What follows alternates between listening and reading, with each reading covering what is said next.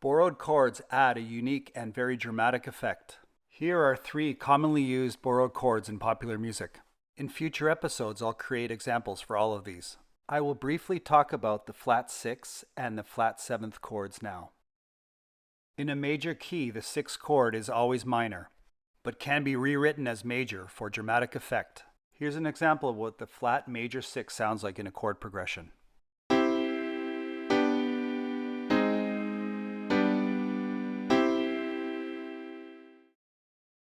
And the 7th chord is always diminished in the major scale. But if it's flattened, it removes the leading tone and creates a mixolydian sound. I talked about this in a previous video where I analyzed rushes closer to the heart. And here's an example of how the flattened 7th might sound in a major progression.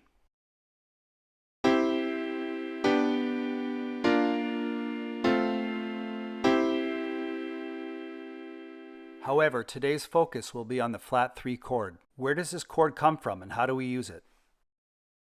The flat 3 chord is considered a borrowed chord.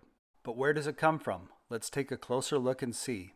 E flat major is the 3rd chord in C minor. Normally in C major, the 3rd chord is minor. In this case, it is E minor. If we are in the key of C major, the flat 3 chord would be E flat major. But it would be written as uppercase rather than lowercase. Keep in mind that the E flat chord is spelled E flat, G, and B flat. And now let's listen to an example of what this chord sounds like in a major key.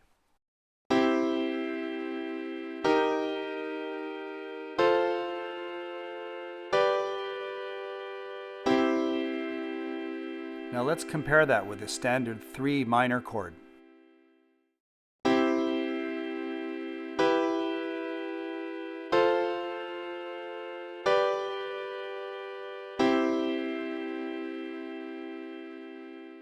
On one hand, it sounds very sweet and natural, but on the other hand, it sounds rather plain and diatonic. Diatonic, of course, means there are no notes outside of the major scale. Now let's listen to them back to back.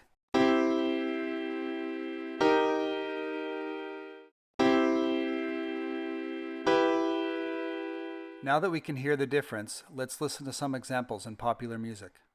The first example is Sam and Dave, Hold On, I'm Coming.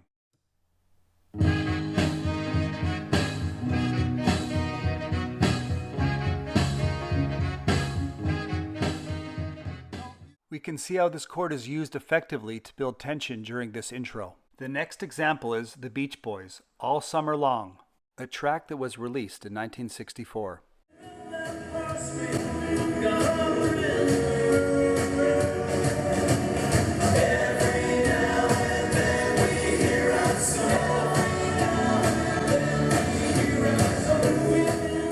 And the next example is Black Sabbath, Tomorrow's Dream, a song released in 1972.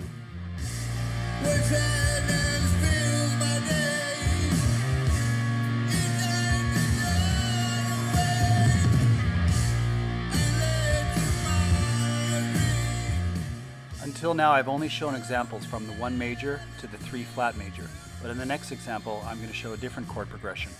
The Beatles song, Something, has a lot of unique chord changes. Notably, it also uses the 2 major chord.